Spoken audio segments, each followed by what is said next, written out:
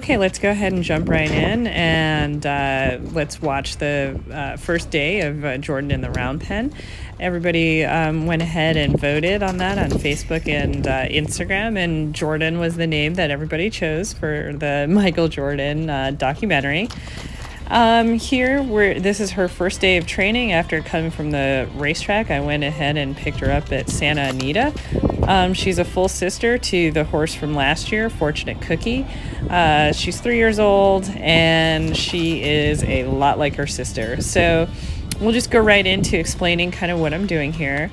This is her first day in the round pen, so the object is simple. We just want to get her to change directions by redirecting her feet, and I'm going to do that by stepping in front of the drive line. When I step in front of the drive line, I want her to turn into me and not away from me. And of course, since it's the horse's natural instinct to turn away and run away from humans in the beginning, it does take a couple minutes to teach them to turn to the inside and give you what's called two eyes. And so that's what I'm doing here. I'm just sending her around in the round pen and just waiting for her to give me a signal that she's ready to turn to the inside. I'm not hitting her at all with the stick and string. I don't need to. She's very reactive. So just the sound of the string is enough to kind of drive her away from me. So every time I go to step in front of the drive line, if she goes to turn into the fence, I'm going to send her off in the same direction. And so here you can kind of see she's looking around. She's looking at the surroundings. She's looking at the truck and all that other stuff. But I just kind of keep sending her off. And the reason she keeps stopping kind of in the blind spot of the camera, that's where the gate is. So she keeps trying to stop and turn at the gate. So it's my job as the trainer to keep trying to draw her in and keep trying to send her off in the same direction and make sure that she doesn't turn into the fence.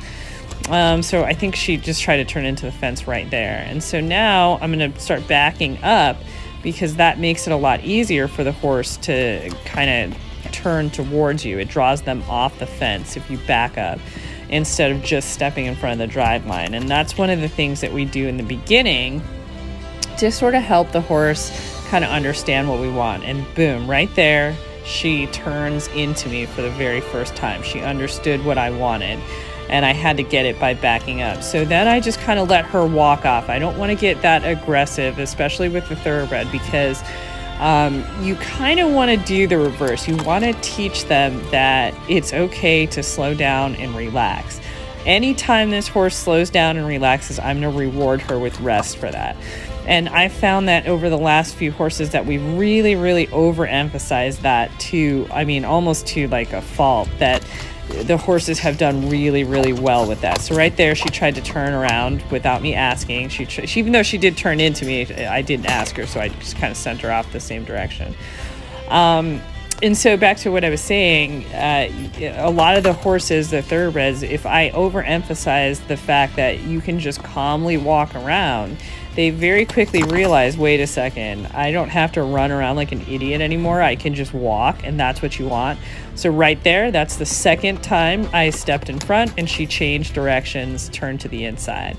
So we're in no means home free yet, because why? We need to get what's called consistent change of directions, which means every time I step in front or back up, she turns into me. So right here, she's kind of ignoring me and turning into the fence.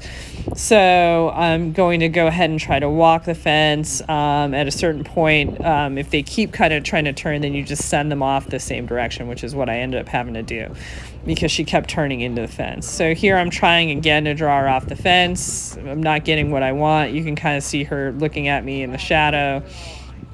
And there she actually walks off. Right there. That's what you want. Lowering her head and neck, very relaxed. And so now my body language is relaxed. I want her to know that that's exactly what I want from her.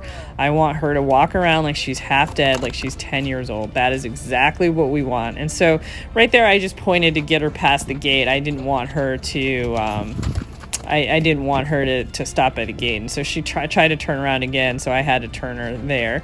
So, she's a baby. She's only 3. She's not going to do everything perfect. And so that's the thing about horse training. 1 second they're being perfect, and then the next second, you've got to go back to kind of, being the disciplinarian. So now she's kind of going around. And I can't emphasize it enough that the groundwork is probably the more important than the riding for any horse, but I kind of feel like it's definitely important for the thoroughbreds. And I think a lot of people rush through this process because they're in such a hurry to get on and ride. And a lot of times people want to solve everything under saddle. I'll just solve it when I'm riding them.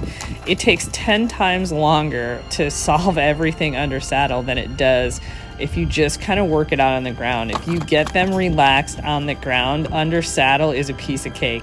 People always ask me, how do you get the horses to go into water? How do you get your horses to never refuse at jumps? How do you get your horses to do this or do that? This is how. Endless hours in the round pen, doing groundwork, sending them around, doing all of this stuff, repetition until you think you can't even ever round pen another horse. That's what gets those horses solid under saddle. And so when I see people kind of rushing to get to the riding, it's going to take them longer than it'll take me, even though I spend a little bit more time on the ground in the beginning, because I want them solid at this stage. I want them understanding what I want from them when I'm not interfering with them by riding them. I want them to be clear with what I need them to do when they don't feel threatened because there's a predator on their back. And so it's easier to get your point across little by little like this in the round pen, and where their only stress is you kind of moving around. They don't have to worry about, hey, there's this predator on my back and that's unnatural, so now I got to worry about that, and I have to worry about what they're asking me to do. So I've just found it's easier to just slowly introduce things to horses, one thing at a time. Don't try to do 50 things at once, like you get on their back and then immediately want them to be able to collect and canter on the correct lead and do all this stuff.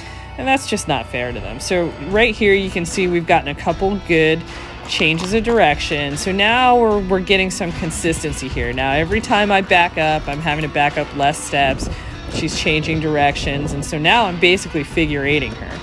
And she, right there, I love that she turned and just kind of stopped and didn't race off, and then right there she just walks. That's great right there. I love that.